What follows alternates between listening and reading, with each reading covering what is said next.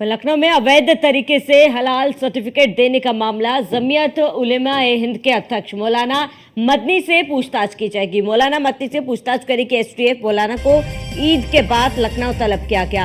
हलाल सर्टिफिकेट से हुई कमाई शेल कंपनियों में निवेश करने का शक। मौलाना हलाल संस्थाओं से जुड़े ट्रस्ट के अध्यक्ष है। बड़ी खबर आपको बता रहे हैं, जहां मौलाना मदनी से पूछताछ करेगी एसटीएफ। ये बड़ी खबर इस वक्त की आपको बता दें, जहां मौलाना को ईद के बाद लखनऊ तलब किया गया है।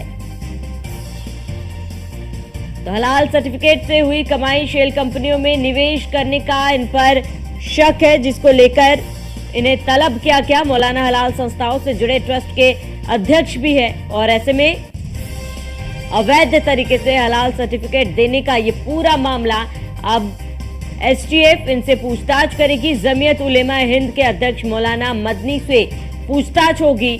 बड़ी खबर आपको बता रहे, मौलाना मदनी से पूछताछ करेगी एसटीएफ।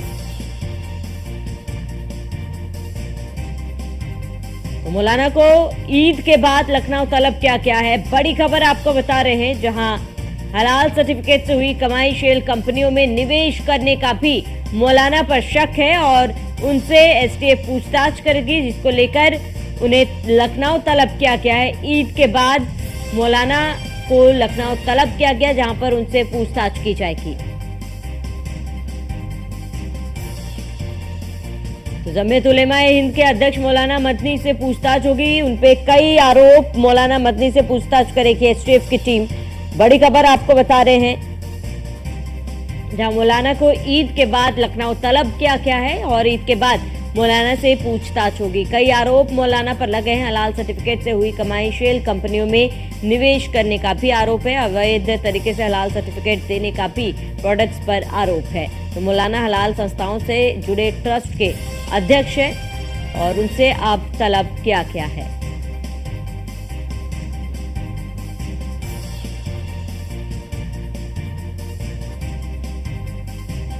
बड़ी खबर आपको बता दें, मौलाना मदनी से पूछताछ करेगी एसटीएफ और मौलाना को ईद के बाद लखनऊ तलब किया जाएगा। अधिक जानकारी के लिए संवाददाता एसके बाजपेयी हमारे साथ जुड़ चुके हैं। एसके बाजपेयी, हलाल सर्टिफिकेट को लेकर कई गंभीर आरोप है मौलाना पर, पूछताछ के लिए बुलाया गया, क्या जानकारी? हलाल सर्टिफिकेशन को लेकर उत्तर प्रदेश सरकार की तरफ से बड़ी कार्रवाई की गई थी। 17 अलग अलग संस्थाएं हैं जो हलाल सर्टिफिकेशन जारी करती हैं। उन पर लखनऊ के हजरतगंज कोतवाली में मुकदमा दर्ज हुआ था। हालांकि उनको लेकर लगातार इस तरीके की चीजें थी कि जो हलाल सर्टिफिकेशन है वो देश के बाहर कुछ अरब जो कंट्रीज है उन देशों में मान्य है। भारत में ऐसा कोई हलाल सर्टिफिकेशन मान्य नहीं है। उसके लिए वो भारत सरकार के अपने ट्रेड जो सर्टिफिकेशन है वो चलते हैं।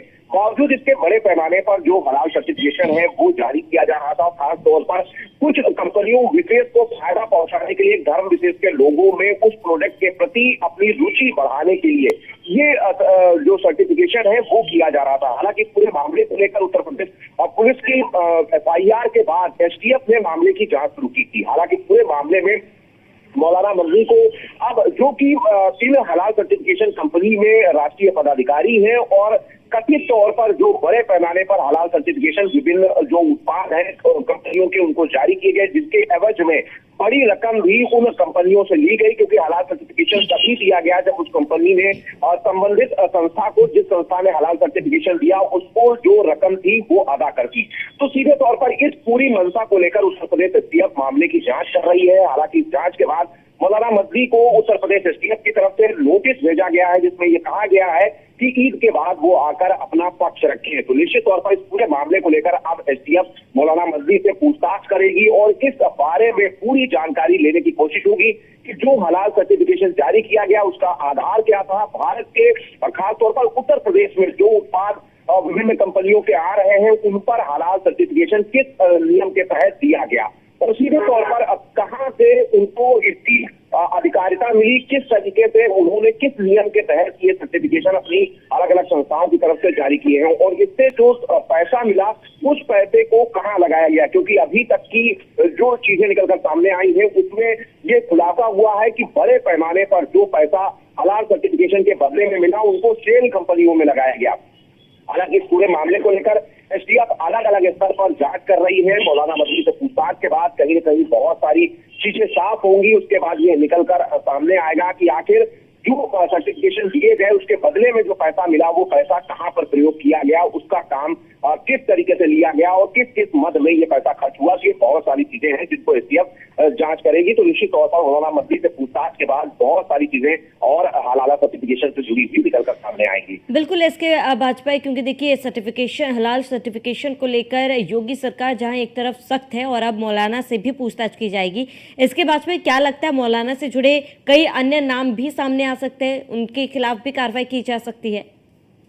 बिल्कुल, निश्चित तौर पर अगर हम देखें तो बड़े पैमाने पर इसमें 5 से 6 जो विभिन्न संस्थाएं सर्टिफिकेशन जारी कर रही हैं उनके पदाधिकारियों के नाम नामजद एफआईआर है। उसके अलावा जो अलग अलग संस्थाएं हैं जो हलाल सर्टिफिकेशन जारी करती हैं उन संस्थाओं के नाम पर भी एफआईआर है। तो सीधे तौर पर एक बड़ी फहरिस्त है, क्योंकि मौलाना मदनी इसमें बड़े पदाधिकारी हैं हलाल सर्टिफिकेशन की। वो संस्थाएं जो कि सर्टिफिकेट जारी करती हैं उस संस्था में तो निश्चित तौर पर पहली पूछताछ उनसे की जा रही है। हालांकि इसके पहले भी जो विभिन्न जो संस्थाएं हैं जो हलाल सर्टिफिकेशन जारी करती हैं उनसे पत्राचार के जरिए भी बहुत सारी पूछताछ एसटीएफ कर चुकी है। तो निश्चित तौर पर अब सामने बैठाकर चीजें क्लियर करने की कोशिश होगी और उस तय तक पहुंचने की कोशिश होगी कि आखिर हलाल सर्टिफिकेशन जारी करने के पीछे मंशा क्या थी और किस नियम के तहत ये हलाल सर्टिफिकेशन विभिन्न कंपनियों को दिए गए।